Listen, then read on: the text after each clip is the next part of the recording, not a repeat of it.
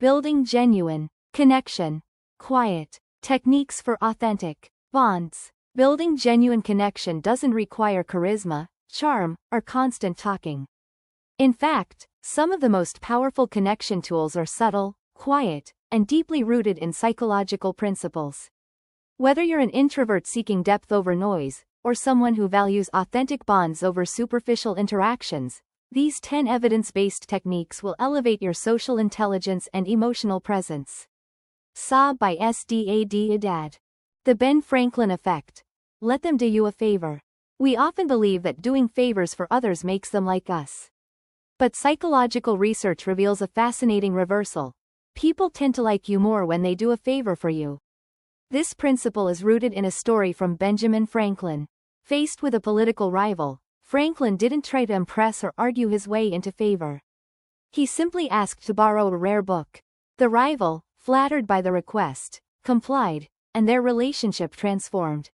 Psychologists explain this through cognitive dissonance. If someone helps a person they previously disliked, their brain resolves the contradiction by changing the narrative. I must like this person, or I wouldn't have helped. A 1969 study by Jecker and Landy confirmed this effect. Participants who returned money directly to a researcher rated him as more likable than those who didn't interact at all. How to apply it? Ask for small, respectful favors. Can I get your quick opinion on this? Or, do you know a good place nearby? These moments allow people to invest in your relationship, creating emotional momentum without effort or performance. Mirroring. The silent language of trust. Mirroring is not mimicry. It's subtle synchrony, aligning your body language, energy, and rhythm with the person you're engaging with. This unconscious harmonization signals trust and safety. Psychologists Chartrand and Barr coined the chameleon effect, our natural tendency to mimic those we like, and in turn, like those who mimic us. How to use mirroring. Posture. Lean in when they lean in. Relax if they relax. Gestures. Subtly reflect hand movements or head tilts. Tone and pace. Match their energy and rhythm, not their words. Facial expressions. Smile when they smile, nod when they do. When done authentically, mirroring creates an invisible rapport. You don't have to dominate a room. Just tune in to the frequency of the person in front of you. The name drop. Trigger the brain's spotlight. Dale Carnegie was right. A person's name is the sweetest sound to them. Neuroscience confirms it. Hearing our own name activates the medial prefrontal cortex, the region linked to self-identity and emotion. How to use names naturally. Open. Nice to meet you, Amanda. Validate. That's a great insight, David. Close. Looking forward to next time, Mia. Don't overdo it. Just sprinkle names in at emotional checkpoints. Entry, validation, and goodbye. It's a low-effort, high-impact move, especially for introverts looking to build warmth without being loud. The spotlight effect. Nobody's watching as closely as you think. Ever feel like all eyes are on you? That your awkward moment or fashion choice is being judged by the whole room? That's an illusion. It's called the spotlight effect, and a 2000 study showed that even when participants wore embarrassing t-shirts, hardly anyone noticed.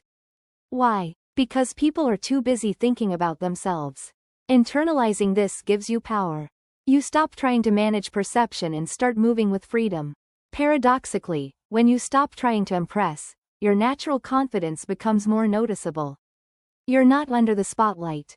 You're behind it, observing, leading, free to act. The foot in the door technique. Start small, build momentum. If you want a yes, don't ask for everything at once. Ask for something small first. This classic technique plays on our psychological desire for consistency. In a Stanford experiment, homeowners were asked to place a giant, "Drive safely" sign on their lawns. Most said no, but when researchers first asked them to put a small sticker in their window, then returned later with the sign request, 76% said yes. How to use this? Don't ask a new friend to spend a full day with you. Ask them for a 2-minute opinion. Don't pitch the whole idea. Ask for quick feedback on one piece. This method builds emotional and behavioral alignment, without pressure. The touch triad. Respectful. Physical connection. Touch, when appropriate, creates instant emotional closeness. It activates oxytocin, the bonding hormone, and signals warmth and trust. 3 safe touches. Shoulder tap. A friendly touch while greeting or emphasizing something positive. Arm brush. Light contact during shared laughter or agreement. Goodbye pat. A parting gesture on the back that signals goodwill. Always read the context. Touch should be welcome, brief, and appropriate. Used wisely, it can say more than words ever could. Body language mastery. Speak before words. Your presence speaks before your voice does. People pick up on your nonverbal cues instantly, and they decide whether to trust or avoid you. Key body language habits. Relax shoulders. Stay grounded, not rigid. Keep chest open. Avoid closed-off stances. Smile genuinely. A real smile softens and invites. Nod naturally. Show you're listening with head movements. Lean slightly in, especially when someone shares something meaningful.